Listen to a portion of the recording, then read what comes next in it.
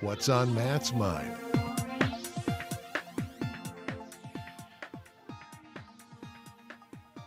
Take it away, Matt. All right. Oh. What do you need, a drum roll? I know. He's looking at us like, do you need the royal red carpet? I mean, I think we rolled it. Here, do you want another red carpet?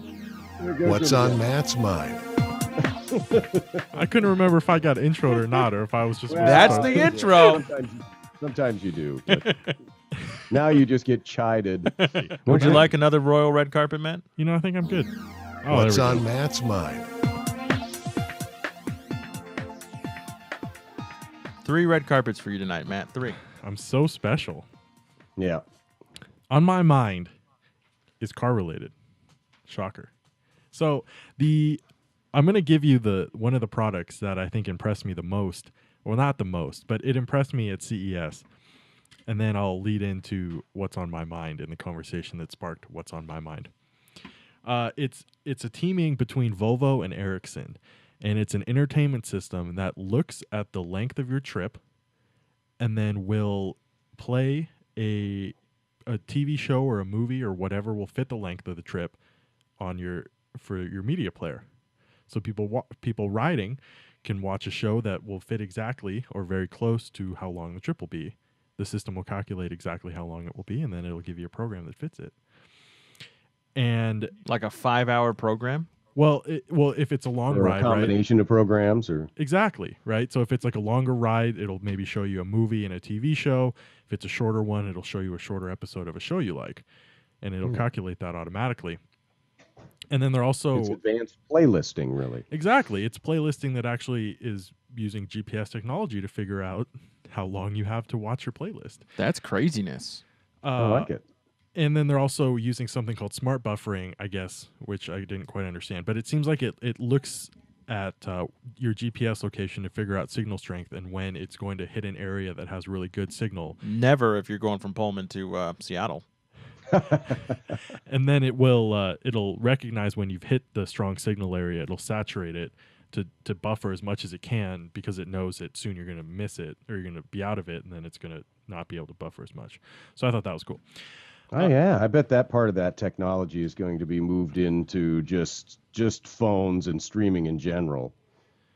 That look ahead feature that you're talking about, that's pretty cool. Yeah, and I mean, I don't think. Well, I'm sure there's a lot of technology behind it, but I mean, I don't see it being a huge investment for someone to put that into your phone and into your. No, I don't cellular either. device. I think you're right. That's great.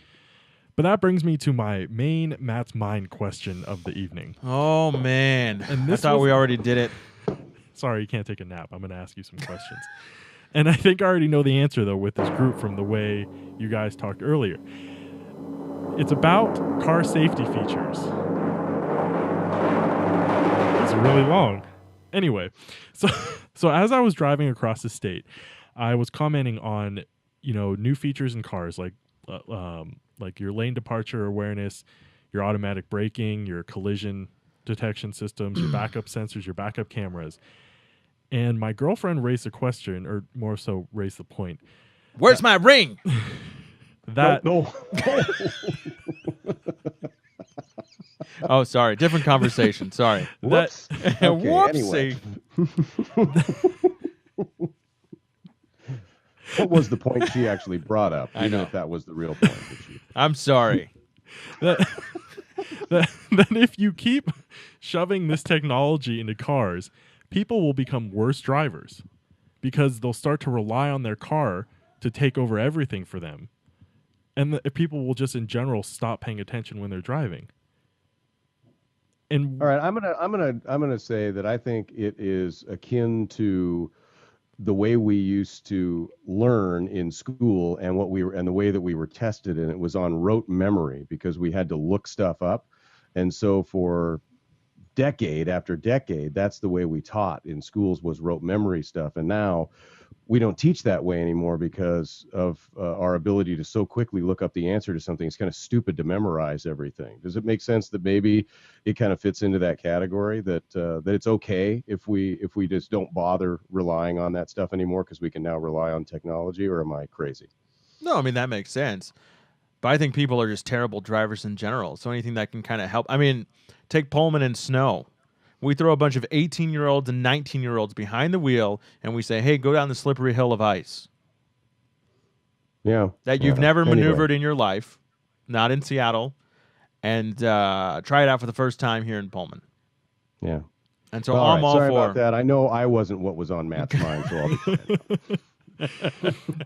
But then, features like your lane departure and Oh, that's just stupid. are those things really important? And No. if you put those in, are you sending a message to people that, hey, you don't really need to pay attention? You should, but don't worry. If you don't, your car will take care of you. No, that's just stupid. I think, Right now it's stupid. It's because it's scary. yeah, right.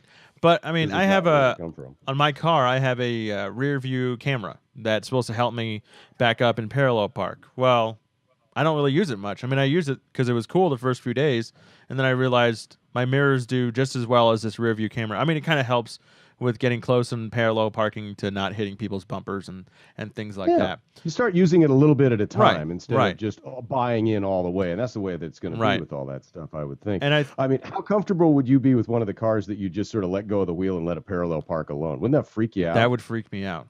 But apparently they really work. But that would That's freak what I- me out. They probably parallel park a lot better than I do. That's all I'm saying.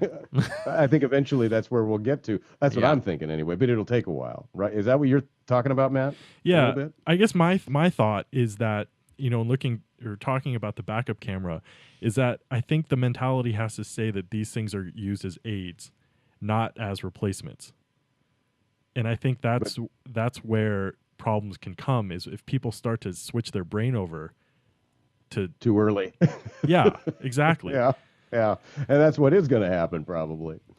But I thought it was interesting. I saw a statistic that car manufacturers like Volvo, who started instituting like the auto brake systems that detect when you're going to hit the car in front of you and brake, That's scary. people who own those cars, insurance companies are seeing over a 10% decrease in claims for accidents because these cars are preventing these wrecks.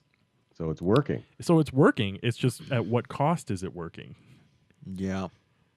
But- Maybe none, or maybe very little. If you're reducing the claims, even if the people are becoming more reliant on the technology for them, again, I think it's just sort of like the rote memory thing. Eventually, it becomes something we don't have to worry about because we spent a bunch of time thinking of a way to get out of it.